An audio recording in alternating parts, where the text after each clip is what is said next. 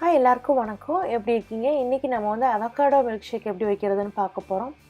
ரொம்ப ஈஸியாக பண்ணிடலாம். இதுக்கு என்னென்ன பொருட்கள் தேவைன்னு சொல்கிறேன், நோட் பண்ணிக்கிறீங்களா? இங்கே நான் 2 கப்புக்கு பாலை நல்லா காய்ச்சி ஆற வச்சு அதை ஃப்ரீசருக்குள்ள வச்சு எடுத்துருக்கேன். இங்கே பாருங்கள், நல்லா கெட்டியாக நல்லா ஐஸ் கட்டி மாதிரி ஆயிடுச்சு அந்த பாலை. ஸோ 2 கப்புக்கு பாலை காய்ச்சி ஆற வச்சு ஃப்ரீஸ் பண்ணி நான் எடுத்து வச்சுருக்கேன்.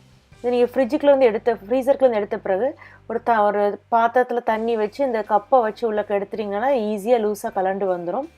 இங்கே நான் வந்து இந்த மில்க் ஷேக்கு நான் வெல்லம் தான் சேர்க்க போகிறேன். வெல்லம் இல்லாதவங்க சீனி சேர்த்துக்கலாம்.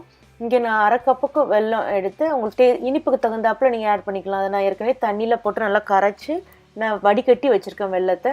ஒரு மீடியம் சைஸ் அவக்காடோ எடுத்துக்கோங்க. பிஸ்தாஷியஸ் கொஞ்சம் நான் இந்த மாதிரி க்ரஷ் பண்ணி வச்சுருக்கேன். அவக்காடோஸ் இந்த மாதிரி பாதியாக கட் பண்ணிவிட்டு அந்த உள்ளக்க இருக்க அந்த சீடை தூக்கி போட்டுடலாம். அந்த உள்ளக்க இருக்க அந்த க்ரீன் ஃப்ரெஷ் மாதிரி இருக்கு இல்லையா, அதை நல்லா ஸ்கூப் பண்ணி எடுத்துருங்க. அதை நீங்கள் வந்து எந்த ஜாரில் போட்டு அடிக்க போகிறீங்களோ அந்த இதில் நான் இங்கே பிளெண்டரில் அந்த எடுத்து வச்சுருக்க அவக்காடோவையும் போட்டுட்டேன். ஃப்ரீஸ் பண்ணி வச்சுருக்கேன் அந்த பால் இருந்துச்சு இல்லையா, அதையும் இதில் சேர்த்தாச்சு. இப்போ நான் தேவையான அளவு இனிப்பு வெல்லம் கரைச்சி வச்சுருக்கேன் இல்லையா, அந்த வெல்லத்தையும் சேர்த்துக்கிறேன். சேர்த்துட்டு நம்ம இதை வந்து தண்ணி நம்ம எதுவுமே சேர்க்காமல் நம்ம அப்படியே மிக்சியில் போட்டு நல்லா அடிக்க போகிறோம். இதை நம்ம ஃப்ரீஸ் பண்ணி எடுக்கிறதுக்கு என்ன ஒரு காரணம்னா, அது வந்து நம்ம குடிக்கும்போது ஒரு மாதிரி நெரு நல்லாயிருக்கும். நீங்கள் மில்க்கு சேர்த்து பண்ணுற மில்க் ஷேக்குக்கும் இந்த மாதிரி மில்க்கை வந்து ஃப்ரீசரில் வச்சு எடுத்து குடிச்சிங்கன்னா அது வேறு விதமான டெக்ஸ்சராகவும் இருக்கும். நல்லா ஒரு மாதிரி ஐஸ்கிரீமை ஃபுல்லாக அடித்து சாப்பிட்ட மாதிரி இருக்கும். ஸோ நான் அந்த கிளாஸில் நான் வந்து கீழே இடித்து வச்ச பிஸ்தா பருப்பு இருக்கு இல்லையா, அதை கொஞ்சம் கீழே வச்சு போட்டுட்டு நம்ம இப்போ அரைச்சி வச்சுருக்க நம்ம அந்த அவக்காடோ மில்க் ஷேக்கை சேர்க்கலாம். இப்போ அவங்களுக்கு பார்த்தாலே தெரியும் நல்லா எவ்வளோ திக்காக இருக்கும். யூஸ்வலாக அவக்காடோ சேர்த்தாலே நல்லா திக்காக கிடைக்கும். இப்போ மில்க் ஷேக்கோ ஸ்மூதியோ அடித்தோன்னா, அதுவும் நாம் இந்த மில்க்கை வந்து ஃப்ரீஸ் பண்ணிவிட்டு நம்ம அடிச்சிருக்கோம். அது வந்து ரொம்ப நல்லாயிருக்கும்.